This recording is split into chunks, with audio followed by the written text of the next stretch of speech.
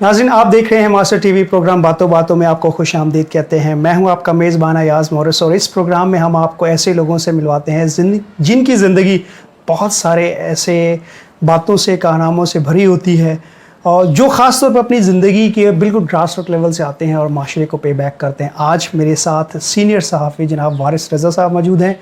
बातों बातों में ज़िंदगी की वो बातें जिन्होंने उनकी ज़िंदगी को मुतासर किया, उनकी ज़िंदगी को शेप किया, आज हम उनसे पूछेंगे। Sir, thank you so much. सबसे पहले तो बहुत बहुत शुक्रिया हमें वक्त देने के लिए और हमारे साथ बात करने के लिए। मैं बहुत शुक्रगुजार हूँ मास्टर टीवी का, आपका और आप जैसे मोहब्बत करने वालों का। बेसिकली मैं पैदाइश मेरी दादू की है और दादू सेवन से 30 किलोमीटर के फासले पर है। दादू एक बहुत बड़ा ज़िला है। सही। तो वहाँ मेरी इब्तिदाई तालीम यानी जिसको प्राइमरी कहते हैं और सेकेंडरी और इंटर तक मेरी दादू में हुई। सेकेंडरी मेरी गवर्नमेंट पायलट हाई स्कूल में हुई है। और गवर्नमेंट पायलट हाई स्कूल की एक दिलचस्प बात मैं नाजरीन और सामीन के लिए बता दूं कि government pilot secondary high school दादू जो है, पायलट स्कूल जो है, वो ब्रिटिश एरा में 1938 में वो बना था। सही।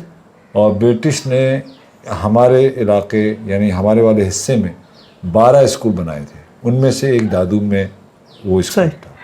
उस स्कूल की बुनियादी वजह पायलट क्या होता है, पायलट से मुराद है कि तमाम समाज के तमाम पायलट्स प्रोजेक्ट जो है ना वो वहीं होंगे। सही। यानी एग्रीकल्चर, वुड वर्क, आर्ट और साइंस और मौसीकी, यानी हर चीज़ जो है ना आपको वहाँ पर मिलेगी। सही। हॉस्टल्स विद टीचर्स अकोमोडेशन और विद ग्राउंड्स। सही। तो ये उसका बहुत बड़ा अहाता था और ई शेप में वो हमारा स्कूल बना हुआ था, गवर्नमेंट पायलट सेकेंडरी स्कूल। और वहाँ पर सेंट्रल हॉल, जिसको हम बाद में हमने कराची में आके देखा, जिसको ऑडिटोरियम कहते थे, तो वो हमने ऑडिटोरियम उस ज़माने में देख लिया था, लिहाजा हमारे लिए कोई कराची का ऑडिटोरियम कोई अचंभा नहीं था कि जनाब ये ऑडिटोरियम है।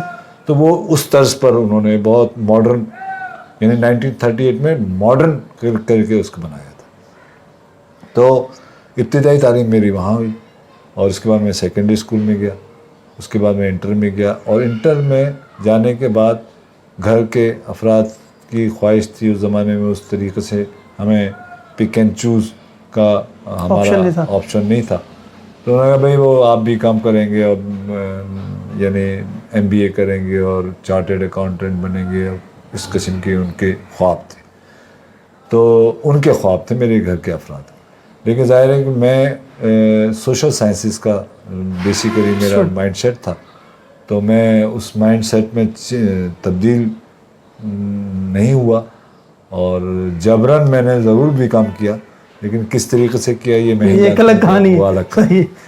तो लेकिन ये कि उसमें जो है ना मेरी इब्तिदाई जो एक इंस्पायरेशन थी, और या आप समझ लें कि जहाँ से मैं इंस्पायर हुआ, जहाँ से मेरे पॉलिटिकल कम्युनिस्ट तरबियत हुई, या जहाँ से मैंने कम्युनिस्ट पार्टी में आने को तरजीह दी, वो थी मेरे वालिदैन जो थे, यानी मेरे वालिद साहब का और मेरे दादा। सही। वो बुनियादी पेशा था पटवारी का। मेरे दादा भी पटवारी थे, मेरे बाप भी था, मेरे चाचा भी। तो कहते थे कि भाई कि हम सोने का नवाला या चांदी का चमचा लेकर पैदा हुए हैं, यानी पटवारी के पास जो है ना काफ़ी दौलत होती है, वो बहुत असर रसूख बहुत होता है। तो उस असर उसकी बुनियाद पर हमारे अब्बा के पास जो है ना बग्गी थी, तो वो बग्गी में बच्चे जाते थे। तो या तो वो कमिश्नर के पास बग्गी होती थी या हमारे बाप के पास बग्गी होती थी। तो मैंने एक दिन सवाल बाप से किया, मैंने कहा भाई ये कमिश्नर के पास और आपके पास बग्गी, बाकी किसी के पास बग्गी नहीं है। तो कहने हैं कि वो ज़्यादा बोलो नहीं, बस खामोश हो जाए, यानी मुझे डांट सा दिया उन्होंने। लेकिन मेरी चूँकि तशफ़ी नहीं हुई, तो मैंने उस सवाल का जो जवाब था वो मेरे लिए मुतमईन मुझे नहीं कर सका। तो एक दिन वो बग्गी में स्कूल छोड़ने के लिए जो जाता था हमारा कोचवान, उसका नाम सफ़र था, तो वो मैं दरमियान में उठ गया, रस्ते में उतर गया। तो उसने कहा कि सिंधी में कहा साईं मुझी नौकरी बचायो, ता ये न कहो साईं मौका पहचान लो, यानी मुझसे पूछेंगे आप बराए मेहरबानी मेरी नौकरी के पीछे ना पड़े। मैंने कहा नहीं मैं नहीं जाऊँगा। कहने क्यों नहीं जाओगे? मैंने कहा यार मैं इसलिए, मुझे एक बात बताओ सफ़र कि सारे मेरे दोस्त जो है ना एक ही यूनिफॉर्म पहने हुए, तो वो पैदल क्यों चल रहे हैं और मैं इसमें कोच यानी बग्गी में क्यों? अब ज़ाहिर है गरीब के पास कोई इसका जवाब नहीं था कि साईं आप छोड़ दें ये गरीब हैं आप। तो मैंने कहा ये गरीब क्यों हैं? इस किस्म से मैं सवालात करता था। तो वो शाम को जब मैं घर पर आया तो वालिद साहब से मेरे कोचवान ने जिक्र किया शिकायत की कि भाई साहब ये आज स्कूल जो है ना वो पैदल गया। तो मेरे वालिद साहब ने मुझे काफ़ी सरजनिश की, बल्कि मारा और कहा कि तुम अपने आप क्या तुम उल्टे सीधे सवालात करते रहते हो। मैंने कहा नहीं आप मुझे बताएं कि ये आप अमीर कैसे बने, यानी मैं उनसे सवाल कर रहा हूँ कि आप अमीर कैसे बने। तो उन्होंने कहा कि बस हम अमीर हैं। मैंने कहा नहीं ये नहीं, मुझे बताएं कि आप अमीर कैसे बने और वो कैसे गरीब है। तो इस किस्म से मेरी एक रुझान मेरा, यानी मैट्रिक में भी नहीं था शायद, मैं 9-8 में था। तो वो फिर मुझे एक पॉलिटिकल यानी लाइन की तरफ ले गया, डायरेक्शन की तरफ ले गया। फिर मुझे पढ़ने लिखने का शौक़ था। फिर ये कि मेरे अहबाब जो थे ना वो बस ये कि हम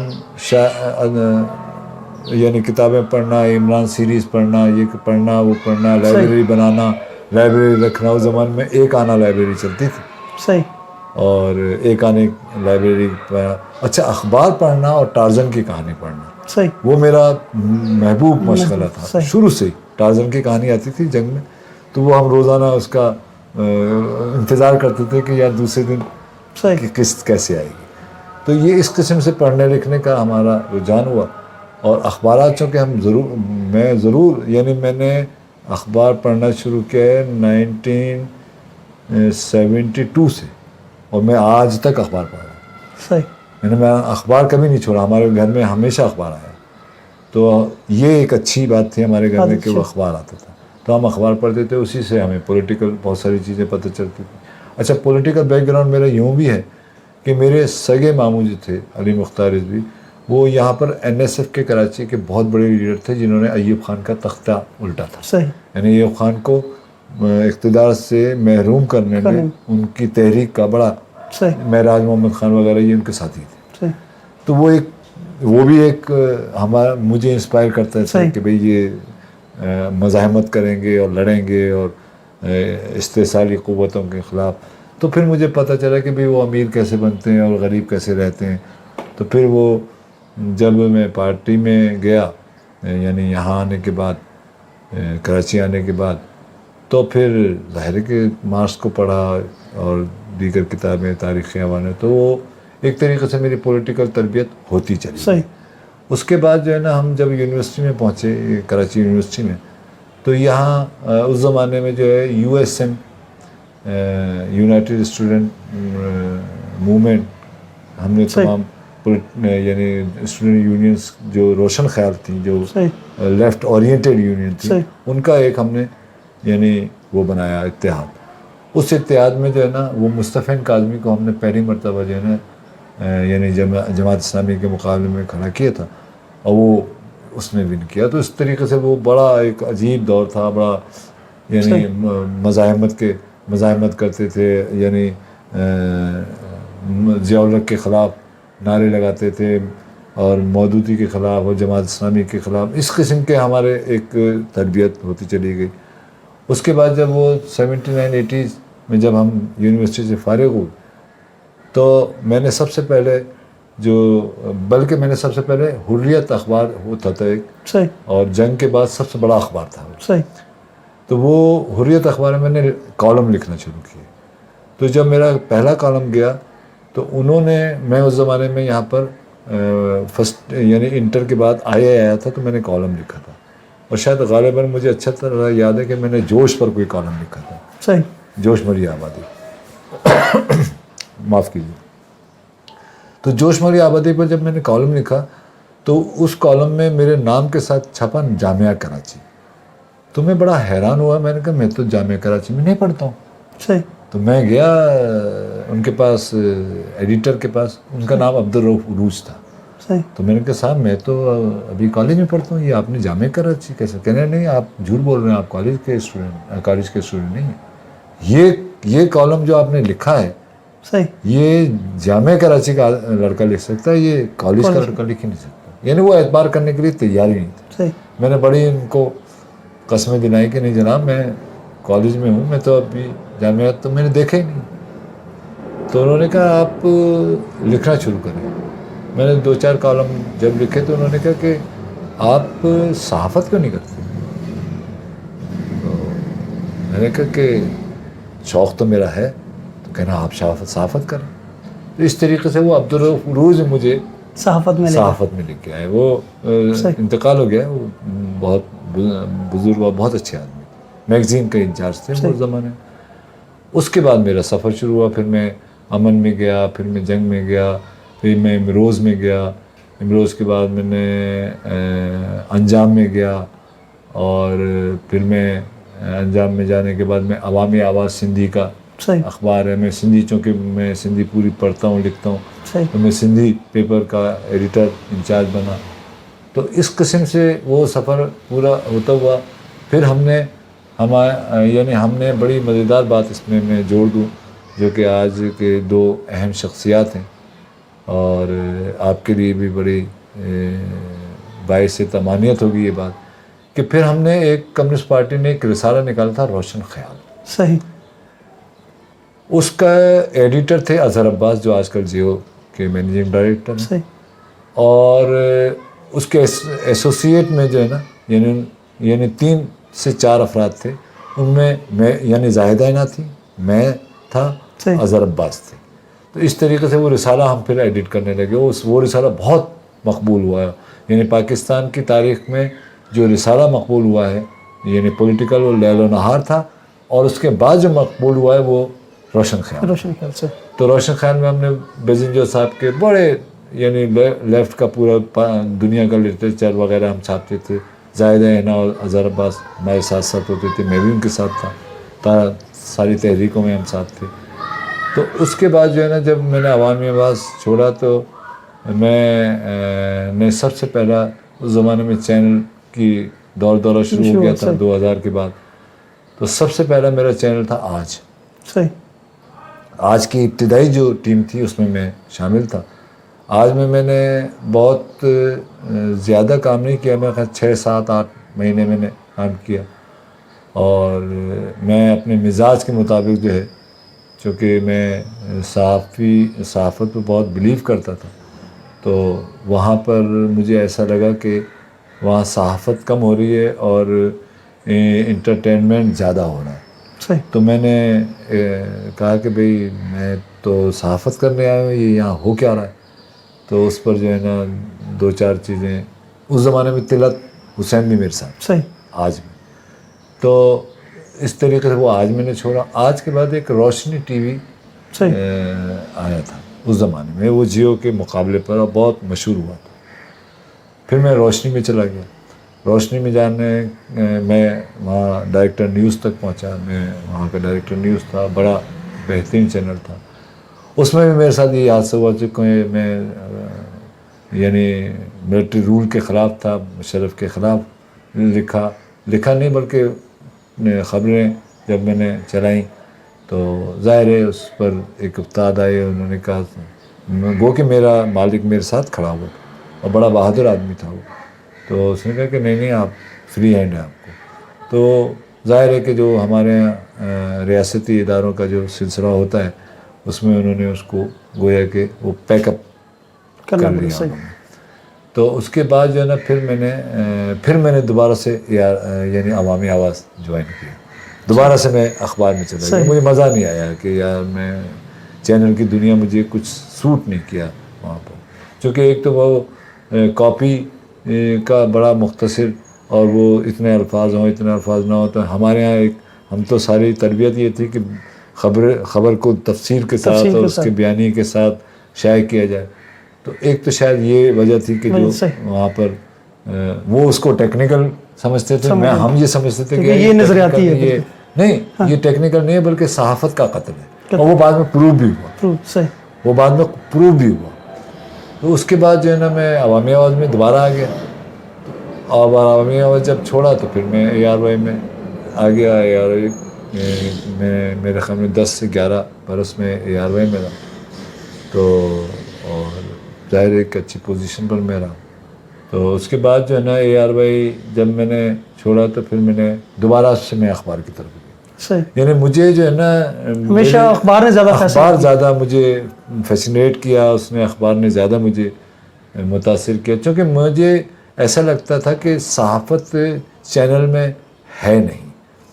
اور اتفاق یہ ہے کہ پچھلی جو دہائی گزری ہے، آپ ظاہر ہے کہ نوجوان ہیں، آپ کو پتہ ہوگا کہ ہمارے یہاں یعنی اس میڈیا نے، الیکٹرانک میڈیا نے اتنا صحافت کو بدنام کر دیا کہ لوگ جو ہے نا صحافت پہ یقین نہیں کرتے، اور صحافی کو ایک عجیب سی معاشرے میں گالی بنا دی گئی۔ یہ جو ہمارے ہاں چینل کے جو مالکان یا چینل کی جو ٹیکنیک ہے، اس ٹیکنیک نے صحافت کو بہت بڑا نقصان پہنچایا۔ صحیح، بالکل سر، میں یہاں یہ پوچھنا چاہوں کیونکہ آپ نے اخبار سے وابستہ رہے ہیں اور صحافت کا وہ دور بھی دیکھا جہاں پر بالکل ٹیکنیکل چیزیں نہیں تھیں، اب ایک آپ نے الیکٹرانک میڈیا کا دور دیکھا، اور اب ایک تیسری دور جو ہے وہ سوشل میڈیا کا، ڈیجیٹل میڈیا کا دور ہے۔ تو ہم صحافی جب یہ بات کرتے ہیں تو ہم ہمیشہ ایکسٹرنل چیزوں کی بات کرتے ہیں کہ ریاست ہم پر دباؤ ڈالتی ہے، کچھ قوتیں ہیں جو ہمیں دبانا چاہتی ہیں، لیکن کیا صحافیوں کے اندر جو چینجنگ ہے وقت کے حساب سے اپنے آپ کو اپ گریڈ کرنا، فارمیشن، تربیت ان کی، یا جو ان کی اپنی اپ گریڈیشن، کیونکہ صحافی تو ایک وہ شخص ہے نا جس نے معاشرے کو ایجوکیٹ کرنا ہے، تو کہیں آپ وہ سمجھتے ہیں کہ جو صحافی تنظیمیں تھی یا صحافیوں کی تربیت تھی یا جو صحافتی اصول تھے وہ کہیں صحافیوں نے اس کو پیچھے پس پردہ ڈال دیا؟ آپ اس بارے میں آپ کا کیا خیال ہے؟ نہیں، یہ بات بہت اہم ہے۔ دیکھیے اس میں ایک بہت بڑا المیہ ہوا ہے۔ صحیح، المیہ یہ ہوا ہے کہ صحافت کو ہمیشہ سے ہر حکومت نے، اور بطور خاص ڈکٹیٹرز نے، جو فوجی جنرلز آئے، انہوں نے صحافت کو ہمیشہ انڈرمائن کیا۔ صحیح، ٹھیک ہے، ایوب کے خلاف جو بننا صاحب نے جو تحریک چلائی تھی 60 اور 60 میں جو تحریک چلی تھی، اور ایبڈو کے خلاف اور NPT کے خلاف، تو اس تحریک میں صحافیوں نے بہت بڑھ چڑھ کر حصہ لیا۔ اچھا، بنیادی بات کیا تھی، کیوں حصہ لیا؟ آپ کا سوال بہت بنیادی، اس لیے میں بتانا چاہ رہا ہوں کہ صحافیوں کی باقاعدہ ایک پولیٹیکل ٹریننگ ہوتی تھی۔ صحیح، پولیٹیکل ٹریننگ ہوتی تھی، ان کو صحافیوں کے آداب سمجھائے جاتے تھے۔ صحیح، کہ دیکھیے یعنی صحافی کو سوشل نہیں ہونا ہے، صحیح، کیونکہ ہمارے استاد کہتے تھے بھئی آج جب آپ سوشل ہوں گے تو پھر آپ میں مروت آئے گی، آپ میں رعایت آئے گی، آپ سوشل ہونے کے بعد جو ہے نا وہ جو خبر ہے یا جو رپورٹ ہے وہ آپ کہیں نہ کہیں اس میں ڈنڈی ماریں گے۔ صحیح، کیونکہ کسی کا چہرہ آ جائے گا، مثال کے طور پر مورس کا میں جاننے والا ہوں، تو کوئی خبر، یار مورس کا، یار تھوڑا سا میں بچا جاؤں، تو وہ کہتے تھے کہ بھئی صحافت جو ہے وہ قلم جو ہے وہ اس کی امانت ہے، اور صحافی کو بالکل تعصب سے بالا تر ہو کر جو ہے نا رپورٹ کرنی چاہیے۔ ایک تو یہ ان کی تربیت تھی، دوسری ان کی تربیت کے 2 اصول تھے، جو یعنی میں 60 اور 70 میں جب صحافی آتے تھے نا تو مجھ سے بھی یہ سوال کیا گیا تھا، صحیح، کہنے کہ آپ شوق میں تو نہیں آ رہے؟ میں نے کہا نہیں، میرا شوق ہے۔ کہنے نہیں، شوق میں نہیں آئیے، شوق میں نہیں آئیے۔ میں نے کہا کیا مطلب؟ کہنے کا مطلب یہ ہے کہ یہ صحافت شوق نہیں ہے۔ تو میں نے ان سے پوچھا رؤوف صاحب سے کہ کیا مطلب ہے، آپ کیا کہنا چاہ رہے ہیں؟ کہنے کہ دیکھیں، صحافی بننا ہے تو آپ بے روزگاری کے لیے تیار ہو جائیں اور جیل جانے کے لیے تیار ہو جائیں۔ صحیح، میں نے کہا یہ کیوں؟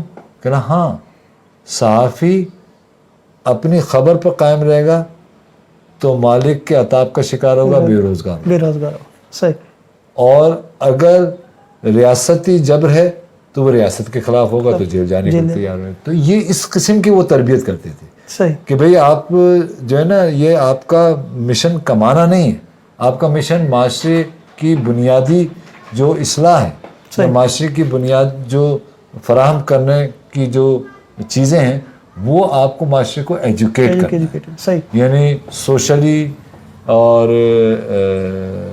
یعنی سماجی حوالے سے اور سماج کے تمام پرتوں میں، چاہے وہ فلم ہو، چاہے وہ ادب ہو، چاہے وہ سیاست ہو، چاہے وہ کسی اور طریقے کا کوئی اور فنون لطیفہ ہو، تو ان تمام چیزوں کے وہ باقاعدہ سیگمنٹ رکھتے تھے. جیسے بچوں کے اس کے لیے یعنی شوق کے لیے وہ ٹارزن کی کہانی رکھتے تھے. اب وہ ٹارزن کی کہانی آپ نہیں آتی، یعنی اب اشتہارات بچوں کے لیے ادب نہیں سر، اشتہارات کی نظر ہو گیا. یعنی اب ہمارا مارکیٹنگ جو ہے وہ اتنی خطرناک حد تک مارکیٹ نے قبضہ کر لیا، پہلے اس طریقے سے نہیں ہوتا تھا. تو اب وہ مارکیٹ یعنی اتنی بڑی وہ کہانی ہوتی تھی، 4 کالم کی وہ کہانی ہوتی تھی، تو 4 بائے چھوٹا سا 4 کالم کی کہانی ہوتی تھی. تو اس کہانی میں وہ 4 کالم، اب وہ 4 کالم آج کے اشتہار ملتا ہے وہ اس کو 1 لاکھ روپے. تو اس زمانے میں یہ یعنی صحافت میں یہ نہیں تھا کہ جناب یہ صفحہ جو ہے نا خالی جائے گا تو وہ صاف یہاں پر خبر سے زیادہ انٹرسٹ ہوتا تھا. باقی یہ کہ ان کے اشتہارات بھی ہوتے تھے، لیکن وہ اشتہارات کو زیادہ اہمیت نہیں دیتے بلکہ خبر کو اہمیت دیتے تھے. تو خبر کی خبریت جو ہوتی تھی وہ صحافی بنیادی طور سے ہوا کیا ہے کہ 70 کے بعد ڈیکے آنا شروع ہوئے، اور یہ 80 میں اور مزید ڈیکے آئے. ڈیکے کیوں آیا ہے کہ یہاں کا جو اقتداری طبقہ ہے، خاص طور سے جنرل اور یہ جو آپ کے جو ماشاء اللہ جو لاتے ہیں، وہ اصل میں صحافت کو ہمیشہ میلائن کرتا ہے. تو وہ جو پولیٹیکل تربیت کے صحافی آتے تھے وہ ختم آنا، وہ انہوں نے 70 اور 80 کی دہائی کے بعد کوشش کی کہ نہ آئے. اصل میں یہ جو آپ کو گراوٹ نظر آ رہی ہے یہ بنیادی طور سے وہ گراوٹ ہے کہ وہ پولیٹیکل ان کی تربیت نہیں ہے، وہ سمجھتے نہیں ہیں. یعنی وہ یعنی تعلقات، یعنی آپ اندازہ کریں کہ کرائم رپورٹر کا اگر یہ پتہ چل جائے کہ یہ اس کے تعلقات کسی پولیس والے سے ہیں تو ایڈیٹر اس کی نوکری ختم کر دیتا. یعنی یہ معیار تھا. یعنی آپ کو تعلقات نہیں بنانے، آپ نے رپورٹ کرنی. آپ نے تعلقات بنائیں گے تو پھر آپ رپورٹ نہیں کر سکتے. تو اس قسم کا جو ایک تربیت تھی وہ تربیت 80 تک تو رہی 80 یا 85 تک رہی. اور اس میں ظاہر ہے کہ ناز برنا صاحب تھے، عثمانی صاحب تھے، اور ہمارے احفاظ رحمان جیسے لوگ تھے، اور حبیب غوری صاحب تھے. مطلب یہ بڑے لوگ تھے. احمد علی خان صاحب تھے ڈان والے. احمد علی خان صاحب تو یعنی کبھی بھی انہوں نے کوئی تقریب اس سٹی کی کوئی تقریب نے کبھی اٹینڈ ہی نہیں کی. آفس سے گھر. ایڈیٹر تھے وہ نہیں. اور اگر کسی کا نام سے، کسی کرسپونڈنٹ کے نام سے اگر کوئی دعوت نامہ آ گیا تو وہ پوچھتے تھے کہ یہ آپ کے نام سے کیوں آیا، کیا مسئلہ ہے بتائیے. یہ اسائنمنٹ ڈیسک پر آنا چاہیے نا، ایڈیٹر کے پاس آنا چاہیے. آپ کے نام سے کیوں ہے؟ اس کا مطلب کہ سم تھنگ از رانگ. یعنی اس قسم کا ان کی تربیت بھی ہوتی تھی. اور وہ یعنی قاعدہ قوانین کے ساتھ صحافت کیا ہوتی ہے، صحافت کے اصول کیا ہوتے ہیں، ان کے ساتھ ساتھ وہ چلتے تھے. جو گراوٹ آئی ہے وہ گراوٹ آئی ہے 2090s تک. تو پھر بھی بہت ساری چیزیں سلامت رکھی ہماری تنظیم. اچھا، تنظیم ہمارے PFU جو ہے، Pakistan federal union of journalist, وہ یعنی جیسی 58 سے ہماری تنظیم ہے، اور 50 بلکہ ارلی 50s میں ہماری تنظیم بنی. اور KUJ نے PFU جو بنائی، پہلے کراچی یونین آف جرنلسٹ تھی، اس کے بعد فیڈرل یونین آف جرنلسٹ بنی، اور برنا صاحب نے بنائی. اس میں جو تحریکیں چلی ہیں وہ دیکھیں تحریکیں کیسے چلی ہیں. وہ صحافی اب صحافتی آزادی کے ساتھ شہری آزادی اور جمہوری آزادی، یعنی صحافت جو ہے وہ شہری آزادی اور جمہوری آزادی کے ساتھ نہ تھی. وہ جب تک شہری کو آزادی نہیں دلاتی، جمہوریت کی لڑائی نہیں لڑتی، وہ صحافت نہیں ہے. جبکہ آج یہ صورتحال نہیں ہے. سر میں یہاں کیونکہ یہاں پوچھنا چاہوں گا بہت سارے ینگسٹرس ہیں جو دیکھتے ہیں اور انہیں بڑا شوق آتا ہے کہ جی وہ صحافی بنے, اینکر بنے.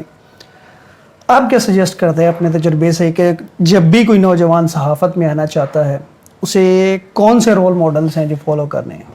دیکھیے رول ماڈل تو ہمارے پاس بہت سارے ہیں, جیسے احمد علی خان کا میں نے آپ کو بتایا, منہاج برنا ہے اور عثمانی صاحب ہیں, اور آپ کے احفاظ الرحمان ہیں, حبیب الدین غوری ہے, یا حسن وہ یعنی ناصر زیدی صاحب ہیں, خاور ہاشمی صاحب ہیں, اور اقبال جعفری صاحب ہیں.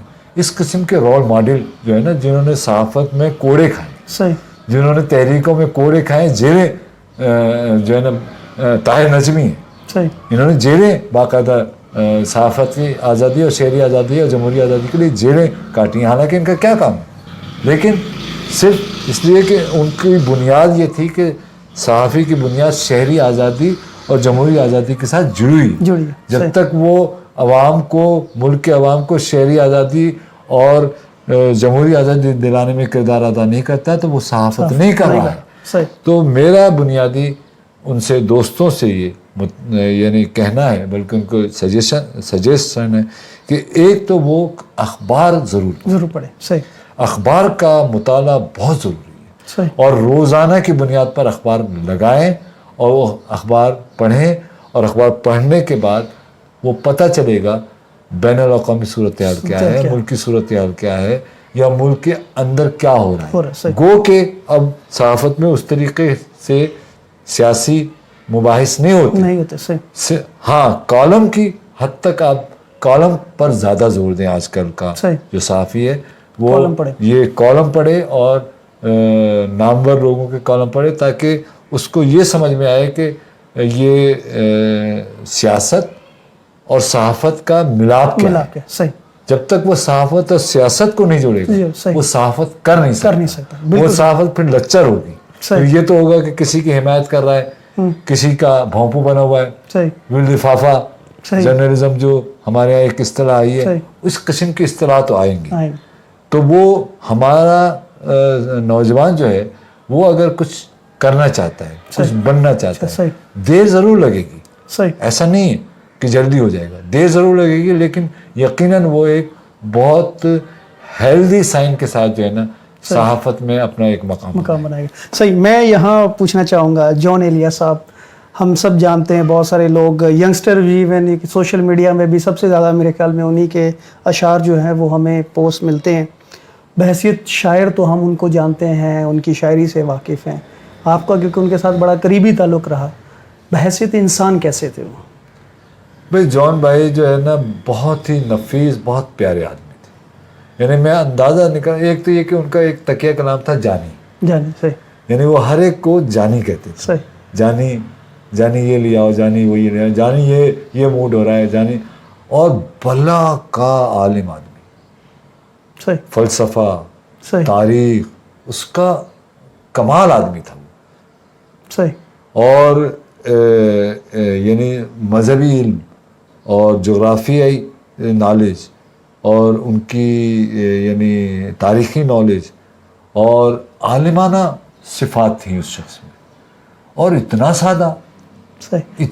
کوئی سادگی کا ان کا واقعہ بتائیں جو آپ کے سامنے آپ نے. یعنی مقصد یہ کہ رات کو ایسا ہوا کہ میں اور ایک عارف امام جو آج کل ہمارے دوست ہیں, وہ بھی صحافی ہیں, وہ آج کل وہاں گئے ہوئے ہیں, یعنی امریکہ میں شفٹ ہو گئے. تو کہنے کہ بھئی وارث, میں نے کہا جی. کہنے بھئی وہ ہماری طبیعت جو ہے وہ خراب ہو رہی ہے. تو ہم اشارہ سمجھ جاتے تھے طبیعت خراب ہونے کا. تو آپ اندازہ کریں کہ رات کے 2:30 بج رہے تھے اور کڑکتی سردی تھی. تو عارف امام کے پاس موٹر سائیکل تھی, تو میں عارف امام کے پیچھے بیٹھا اور ہم موٹر سائیکل کے پیچھے تلاش کر رہے ہیں ان کی دوا کو. صحیح. اور وہ دوا آخر کار ہم ڈھونڈ کے ان کے لیے لے آئے. تو وہ کہنے ہم آ رہے ہیں. آئے, انہوں نے بیٹھے اور گپ شپ کی, اور کیا کمال وہ آدمی تھا. یعنی یہ کہ ان کو یہ ہوش نہیں تھا, یعنی کبھی بھی انہوں نے یہ یعنی کوشش ہی نہیں کی کہ کون سے کپڑے پہنے ہوئے ہیں, کیسے کپڑے پہنے ہوئے ہیں. موٹر سائیکل پر آپ لینے چلے گئے تو موٹر سائیکل پر آ جائیں گے, سائیکل پر لینے چلے جائیں گے وہ سائیکل پر آ جائیں گے, اگر گاڑی میں لینے چلے جائیں گے تو وہ گاڑی پر آ جائیں گے. مطلب کہ ان کو کوئی تصنع بناوٹ اس مزاج کا وہ شخص تھا ہی نہیں. صحیح. ایک دوسرے یہ کہ وہ ہیومینٹی پر بہت اس کا بلیف تھا. صحیح. کہ انسان جو ہے وہ بنیادی طور سے بن نہیں رہا. وہ یہ کہتے تھے کہ انسان کو مذاہب نے تقسیم کیا, اور یہ بات ان کی ٹھیک ہے. یہ ہمارے پڑھنے کے مطالعے کے بعد یہ بات بالکل درست ہے کہ مذاہب تمام دنیا کے مذاہب دعویٰ تو یہ کرتے ہیں انسان یا انسانیت کا, لیکن انسانوں کو تقسیم کرنے کی بھی ذمہ داری ان کی. یعنی کوئی جیوز بنا ہوا ہے, کوئی مسلم بنا ہوا ہے, کوئی کرسچن بنا ہوا ہے, کوئی بدھسٹ بنا ہوا ہے, کوئی جین بنا ہوا ہے, کوئی ہندو بنا ہوا ہے. تو یہ انسانوں کی تقسیم کا جو المیہ ہے وہ ہمارے مذاہب کو کے دوستوں کو میرے خیال میں اس پر غور کرنا چاہیے. میں یہ تو نہیں کہہ رہا کہ مذاہب نے انہیں یہ کہہ دیا, لیکن کم از کم اس پر غور ضرور کیا جانا چاہیے کہ کیا واقعتاً ہم انسان تقسیم ہوئے ہیں یا انسان جڑے ہیں ایک دوسرے کے ساتھ. تو یہ جو معاملات ہیں یہ بہت بنیادی ہیں. اور ہمارے جان بھائی جو تھے نا وہ بچوں کے ساتھ بچوں کا ادب بھی لکھا ہے صحیح. انہوں نے بچوں کا ادب بھی لکھا ہے, جاسوسی ادب بھی لکھا ہے انہوں نے. صحیح. اور ایک طویل عرصے تک سبرنگ کے جو ایڈیٹوریل ہے, طویل عرصے تک انہوں نے سبرنگ کا ایڈیٹوریل لکھا ہے. تو مقصد وہ بڑے یعنی کمال کے نثر نگار, کمال کے وہ شاعر, کمال کے وہ انسان, اور انتہائی سادہ اور کمال کا عالم تھا. کمال کے عالم تھے وہ. صحیح. اگر آپ ان کی شاعت کا اقتباس پڑھ لیں جو انہوں نے لکھا ہے, اور یا ان کے سبرنگ کے جو انہوں نے ایڈیٹوریل لکھے آپ پڑھیں, وہ اس میں عالمانہ صفات اور فارسی کے بہترین فارسی جاننے والے, بہترین اردو جاننے والے, اور کبھی نخرے نہ کرنے والے. صحیح. کبھی جو ہے نا ان میں کوئی تصنع بناوٹ ٹائپ کی کوئی چیز نہیں تھی. اور صحاف یعنی ایک اچھا سماجی بہت تھے. صحیح. سماجی بہت تھے. ہر آدمی ہر جگہ چلے جانا, یہ نہیں کہ نہیں جاؤں گا, اور نخرے اس قسم کے کوئی ان میں تصنع بناوٹ, یعنی وہ جسے یہ ان میں یہ تصور میں بھی نہیں آیا کہ وہ اتنے بڑے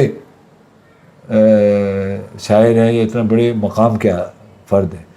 تو میں نے ایک بات اور نوٹ کی ہے یہ تمام نوجوانوں کے لیے کہ دیکھیں علم جو ہے نا آپ کو عجیب, علم کی عجیب ایک معراج ہے. صحیح. جو عالم ہے نا وہ بہت سادہ آپ کو ملے گا. صحیح. وہ بڑا نفیس ملے گا آپ کو, دوستی والا ملے گا. تو کتابیں جو ہے نا وہ پڑھنے کا رجحان, اور یہ جو ہمارے میل پر کتابیں پڑھنے کا جو رجحان ہے یا PDF پر کتابیں پڑھنے کا جو رجحان ہے, یہ براہ مہربانی اس کو ختم کر دو. کتاب پڑھنا جو ہے نا اس کا ایک اپنا رومانس, اس کا ایک اپنا رومانس. بالکل صحیح. اس کو تو بالکل اس کا انکار ہی نہیں کیا جا سکتا. جو فزیکل جو کتاب پڑھتا ہے, جیسے ابھی ہم نے PFUJ کی تاریخ لکھی, صحیح, ویسے تو ڈیجیٹل ہر چیز ہے لوگوں کے پاس, لیکن ہم نے یعنی یہ جو یہ کتاب ہے PFUJ کی 70 برس کی تاریخ, 70 برس کی تاریخ کی کتاب جو ہے نا آج کے جو صحافت میں آنے والے لوگ ہیں جو ہم نے مرتب کی ہے PFUJ, وہ کتاب ضرور پڑھنی چاہیے. وہ ان کے کورس کا حصہ ہونا چاہیے کہ تاکہ ان کو پتہ چلے کہ صحافت کیا ہے, جدوجہد, صحافت نے جدوجہد کیا کی, کیا کیا قوانین آئے, کب کب آئے, کیسے آئے, اور صحافت کو مقید کرنے کے کس کس نے کوشش کی, اور آج بھی کوشش ہو رہی ہے. صحیح. آج بھی کوشش ہو رہی ہے, آج بھی ہم رجسٹ کر رہے ہیں, لیکن ہمارا نوجوان رجسٹ کرنے میں جو ہے نا وہ تساہلی کا شکار ہے. اس کو صرف یہ ہے کہ میں صحافی ہوں, یا یہ کہ وہ فیشن کے طور پر وہ صحافی ضرور ہو گیا, لیکن صحافیانہ جو قدریں اس میں ہونی چاہیے وہ بڑی معذرت کے ساتھ ہونی. صحیح. میں 2 سوال آپ سے اور پوچھوں گا اور پروگرام کو اختتام کریں گے. پاکستان میں ہم جانتے ہیں کہ مختلف مذاہب کے لوگ ہیں, اور ایک کمیونٹی کا جس سے میرا تعلق ہے اس سے, کیونکہ آپ کی وابستگی بھی ہے, آپ جانتے بھی ہیں, معاشرے میں رہتے ہیں.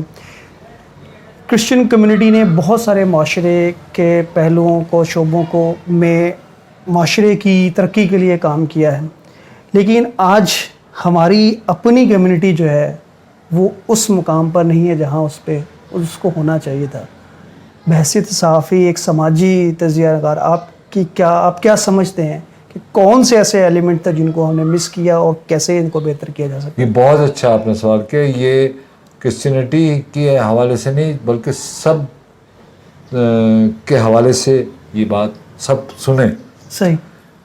دیکھیں کرسچینٹی کا جو بنیادی جو آپ کھو چکے ہیں نا وہ ہے لو پروفائل. صحیح. آپ کے جتنے بھی بزرگ تھے وہ انتہائی ذہین تھے. صحیح. بڑے دانش کے لوگ تھے. وہ کیا کرتے تھے کہ اپنی شخصیت کو پیچھے رکھتے تھے. صحیح.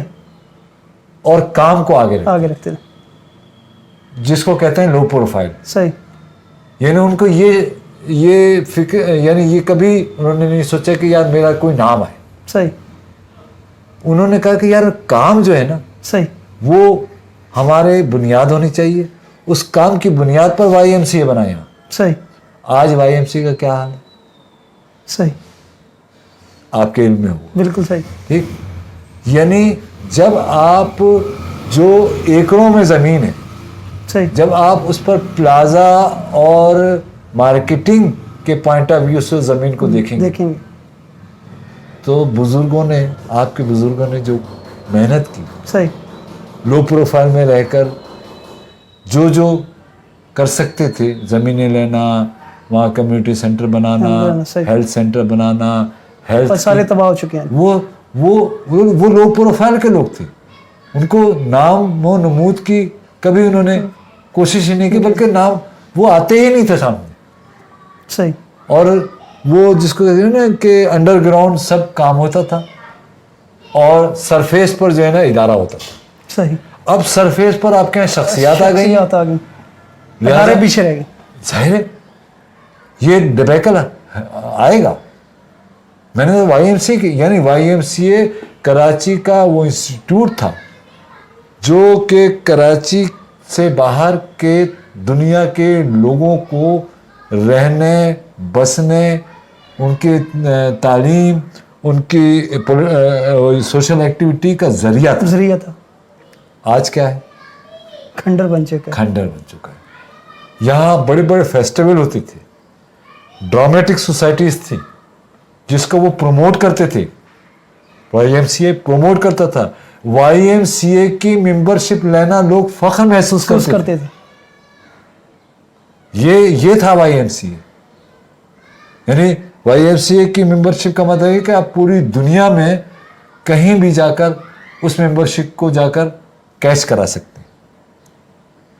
کیش کرانے سے میری مراد ہے کہیں جا کر آپ ٹھہر سکتے ہیں. بالکل صحیح. انٹروڈیوس کرا سکتے ہیں. تو یہ معیار انہوں نے یعنی یہ اسٹینڈرڈ بنایا تھا. اسی طریقے سے یعنی سینٹ پیٹ تھا سینٹ جوزف تھا. صحیح. ٹھیک ہے نا. یہ وہ کالجز وہ یعنی جیسے بی جے وی جو یعنی پارسیوں نے کیا تھا یا ماما پارسی اسکول یعنی انہوں نے وہ پیچھے جو لوگ تھے نا وہ کبھی بھی اپنی شہرت کے پیچھے نہیں پڑتے تھے اور ان کے پیچھے مشن تھا. اصل میں ہمارے ہاں مشنری لوگ جو ہوتے ہیں نا صحیح وہ اب ختم ہو گئے. ہم نمائشی لوگ جب نمائشی لوگ کسی بھی مذہبی یا کسی بھی کلچر میں آ جائیں ہمارے یہاں صحافت میں بھی تو نمائشی لوگ آ گئے نا. تو آپ دیکھیں صحافت کا آج کیا صورت حال ہے.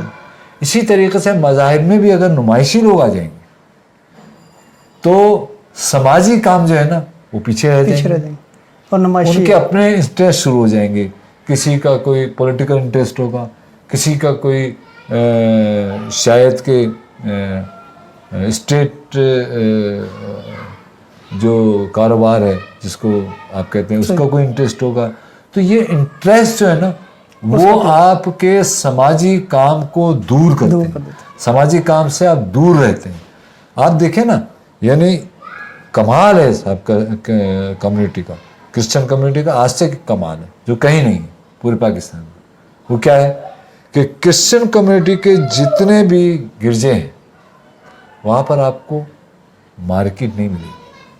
صحیح. یہ بھی بڑے قائم کر کے گئے. ان کا بس چلے تو یہ آج مارکیٹ بنا دیں. بالکل صحیح. آج والے کا تو بس چلے تو وہ یہ آج مارکیٹ بنا دیں, لیکن انہوں نے کبھی یہ سوچا ہی نہیں تھا. نہیں, ان کا مقصد ہی نہیں تھا.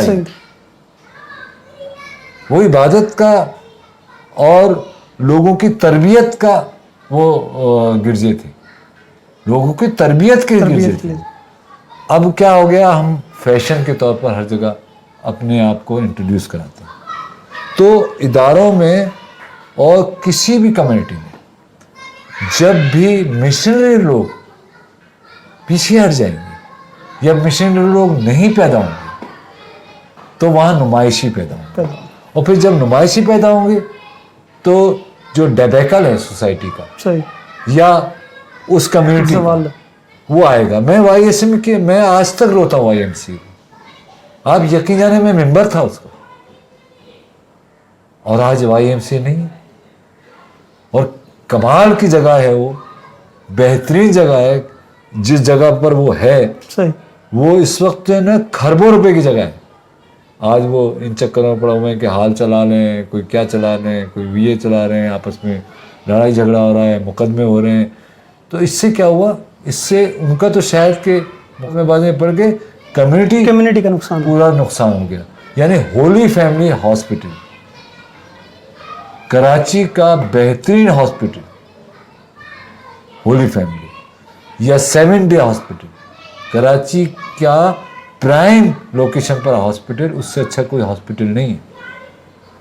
لیکن آج 7 ڈے کے نام کو مشنری لوگوں کے نہ ہونے سے وہ نام پیچھے چلا گیا. آج ہولی فیملی اگر آپ کراچی کے لڑکوں سے, نوجوان لڑکوں سے پوچھیں کسی کو پتہ نہیں, تو ان کو پتہ نہیں ہوگا کہ ہولی فیملی کیا ہے. تو یہ ہمیشہ یاد رکھیں کہ جب بھی کسی بھی شعبے میں, کسی بھی کمیونٹی میں, کسی بھی شعبے میں, چاہے وہ صحافت کا شعبہ ہو, چاہے وہ کمیونٹی ہو, جب بھی مشنری لوگ, لو پروفائل کے لوگ, نان انٹرسٹ, سیلف انٹرسٹ نہ رکھنے والے لوگ جب بھی ختم ہو جائیں گے یا نہیں پیدا ہوں گے تو وہاں ڈبے کرائیں. بہت بہت شکریہ. میں اسی گفتگو کے ساتھ اپنے پروگرام کا اختتام کرنا چاہتا ہوں. اور وارث رضا صاحب نے جتنی باتیں کی یقینی طور پر وہ ہمارے لیے لرننگ لیسن ہے, اور اگر ہم معاشرے کو بہتر کرنا چاہتے ہیں تو ہمیں ان باتوں پر غور کرنے کی ضرورت ہے. اپنا بہت سارا خیال رکھیے گا. Thank you so much. Machinery بننے کی